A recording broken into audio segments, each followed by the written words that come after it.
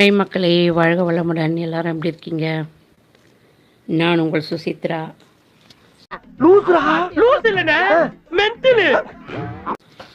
என்னடா பாட்டு பாடிட்டு இருந்த சுசித்ரா வந்து திடீர்னு ஒரு லைவ் போட்டாங்களேன்னு நினைக்கிறீங்களா?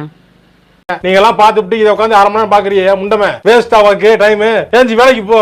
எல்லாம் கேட்டு வேஸ்ட். வேலையை பாருங்க. எல்லாம் கிளம்பி போங்க. ஜஸ்ட் உங்களோட கூட இந்த சமுதாயத்தில் நடக்கிற ஒவ்வொரு காரியத்தையும் நான் வந்து உங்களோட கூட பகிர்ந்து கொள்ளலாங்கிற ஒரு ஆசை தான். இதுவரை வந்து என்னுடைய குரல் வந்து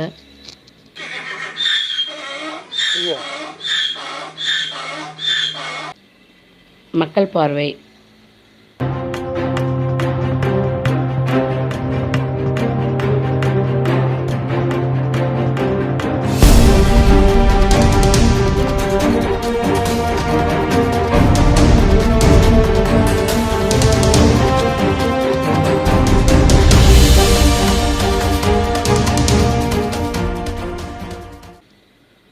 இன்னும் வந்து எஸ்எஸ்ஜி அப்படிங்கிற ஒரு சிறு பெண்கள் குழு, அது உனக்கு சப்போர்ட் பண்ணுற ஆஃபீஸர் யாராக இருந்தாலும் சரி, அவங்க மேலே சேர்த்தும் நான் நடவடிக்கை எடுப்பேன். நான் சொன்னேன்னு போய் சொல்லு. போய் சொல்லு. சொல்கிறா. சில சமூக சீர்திருத்த காரியங்களை கிட்டத்தட்ட ஒரு 4-5 வருடமாக செய்து கொண்டு வராங்க. போலீஸ் வந்து இந்த மாதிரி கொடுக்கறதுக்கு என்ன? போலீஸ் யூனிஃபார்ம் கட்டிடுவேன் யாரா இருந்தாலும் சரி. போலீஸ் யூனிஃபார்ம் கட்டிடுவேன் யாரா இருந்தாலும் சரி. ஸோ அதில் நான் ஒரு பார்வையாளராக தான் போய் பார்த்தேன். ஸோ இன்றைக்கி வந்து ஒரு பங்கேற்பாளராக இந்த இடத்துல வந்து பேச வேண்டிய ஒரு சூழ்நிலைக்கு தள்ளப்பட்டு இருக்கிறேன். அவனை சொல்லி நிறுத்துங்களாண்டா. எதுக்குடா வரீங்க எங்கெல்லாம்? டேய் டேய், ஏ மூளை கட்டப்பல, ஏ முட்டாப்பல, ஏ மக்கட்ட டேய் ஒன்னாலடா, போடா அப்படி போடா. ஸோ நீங்கள் எல்லாரும் வந்து ஒவ்வொருத்தருக்கும் ஒவ்வொரு பொறுப்பு இருக்குது. நமக்கு பாதாம் பருப்பு, முந்திரி கொட்டை, வெள்ளரி விதை, நாய. ஸோ என்னுடைய பொறுப்பு நேற்று வரை எனக்கு தெரியாமல் இருந்தது. ஆனால் நேற்று எங்கோ ஒரு வெளிநாட்டில் அமர்ந்து கொண்டு நம் தமிழ் கலாச்சாரத்தையும் நம் தமிழக பெண்களை பற்றியும் ஒரு மனுஷன் வந்து ரொம்ப தரக்குறைவாக பேசிட்டாரு. உன் மூஞ்சியை பார்த்தா கூட எவனுக்கு மூடு வராதேடி. உன் மூஞ்சியில் ஏதாவது துணியை போட்டு மூடிட்டு தான் போகணும். அப்புறம் பார்த்தா கீழே புழுவா கொட்டும். ஏண்டி உனக்கு புழுவா கொட்டுன்னு உன் புருஷன் சொன்னாண்டி? அப்படியா?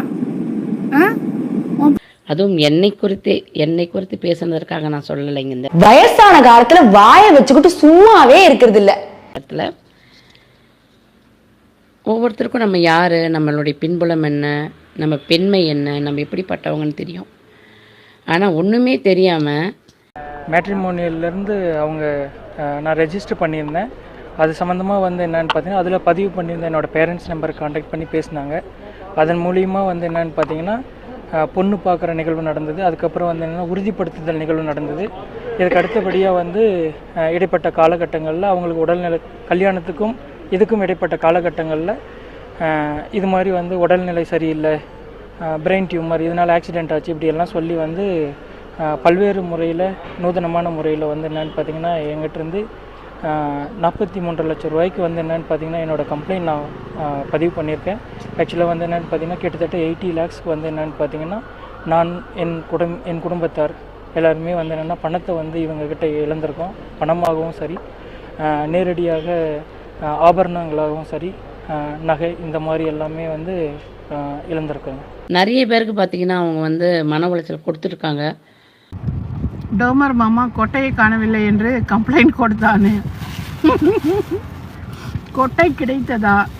இல்லை, அதை திருநகர் போலீஸ் ஸ்டேஷனில் இன்ஸ்பெக்டர்கிட்ட கேட்டு சொல்கிறேன்னு சொல்லியிருக்காளாமா. அவர்களுடைய வரலாறு. மென்பொருள் பொறியாளர்களை குறிவைத்து திருமணம் செய்வதாக பல கோடி மோசடி செய்ததாக புகாரில் சிக்கியிருக்கும் நடிகை ஸ்ருதி தற்போது மீண்டும் காவல்துறையை அணுகியிருக்கிறார்.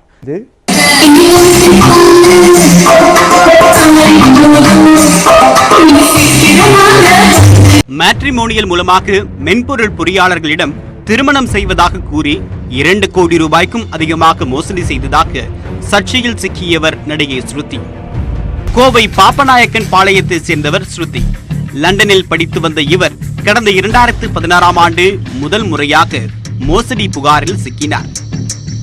மேட்ரிமோனியலில் பதிவு செய்யும் மென்பொருள் பொறியாளர்களை குறிவைத்த இவர் அவர்களை திருமணம் செய்து கொள்வதாக கூறி மோசடி செய்தார் என்பதுதான் புகார். 2018ஆம் ஆண்டு ஜெர்மனியை சேர்ந்த பாலமுருகன் தன்னிடம் 45 லட்சம் ரூபாய் மோசடி செய்ததாக ஸ்ருதி மீது புகார் அளித்தார். இந்த வழக்கில் ஸ்ருதி, அவரது தாயார் சித்ரா, வளர்ப்பு தந்தை என்று கூறப்படும் பிரசன்ன வெங்கடேஷ், சகோதரர் என்று கூறப்படும் சுபாஷ் ஆகியோர் கைது செய்யப்பட்டனர். மேலும் சேலம் பாலமுருகன், நாமக்கல் சந்தோஷ்குமார், நாகப்பட்டினம் ராமச்சந்திரன், சென்னை விஜய் மற்றும் அமுதன் வெங்கடேசன், ஊட்டி கதிரவன் கணேஷ், பெங்களூரு அருண்குமார், கிருஷ்ணகிரி விஜய், நெல்லை இசக்கிமுத்து உள்ளிட்ட பல இளைஞர்களை திருமணம் செய்வதாக ஸ்ருதி ஏமாற்றி உள்ளதாக போலீசார் தங்களது அறிக்கையில் தெரிவித்திருக்கிறார்கள்.